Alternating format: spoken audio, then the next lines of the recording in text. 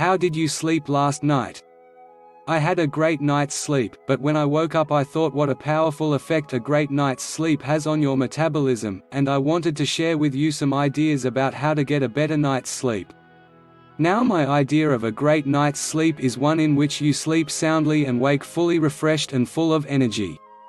During a great night's sleep you rarely, if ever, think about your troubles, you never think about the news, and you usually fall asleep within 10 minutes of your head hitting the pillow with positive thoughts in your mind.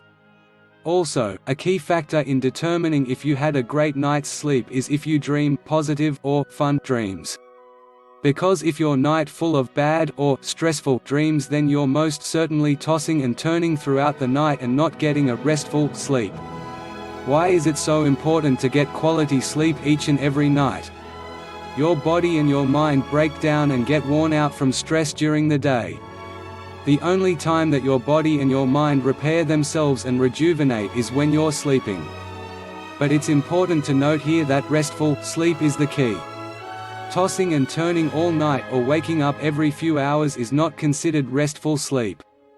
I recently read an article that made it to my research center that stated the facts about how snoring affects your sleep and your health.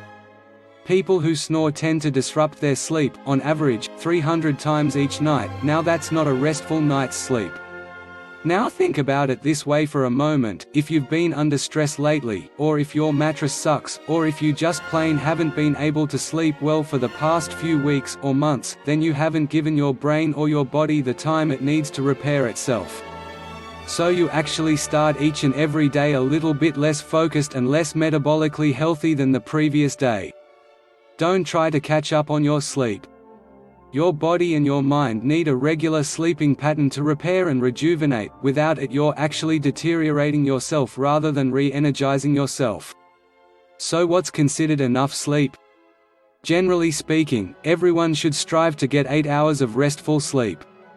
Now if you eat a very healthy diet and exercise properly, and give yourself a few mental breaks during the day, and if you sleep like a baby and awaken fully refreshed every day, then you might be the type of person who can get away with less sleep, maybe 6 hours each night.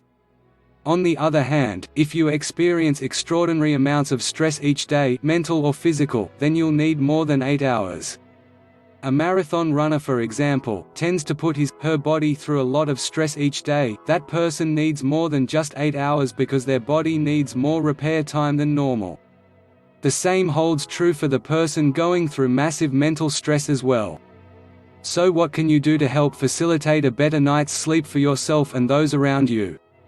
10 steps to help you get a great night's sleep.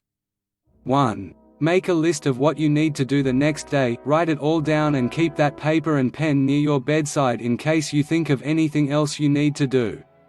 When you write things down, you're giving your brain the signal that it no longer needs to think about those tasks.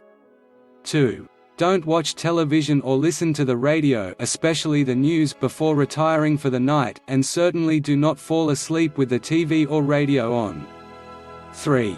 Read some inspirational or self-growth material for at least 30 minutes prior to bed. Your goal is to fill your mind with inspirational thoughts before falling asleep so that the last thoughts you have before drifting off are uplifting thoughts, as opposed to the stressful thoughts that most people fall asleep thinking about. 4. Make sure the room that you're sleeping in is as dark a room as possible. The body is made to sleep when it's dark out. The darker the room, the more potential for a deep sleep.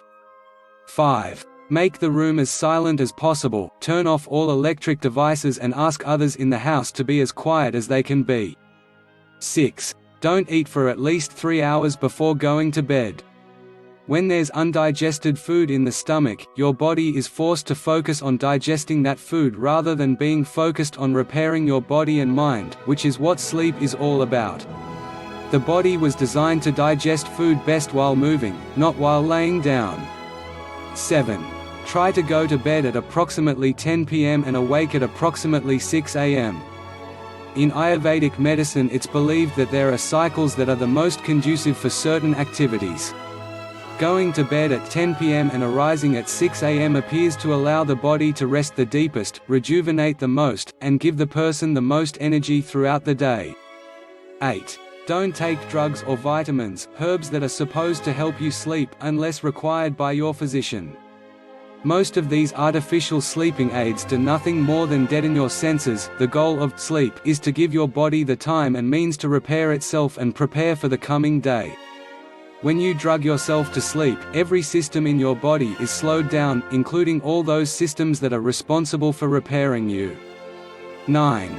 Make sure that there's a fresh air supply in the room.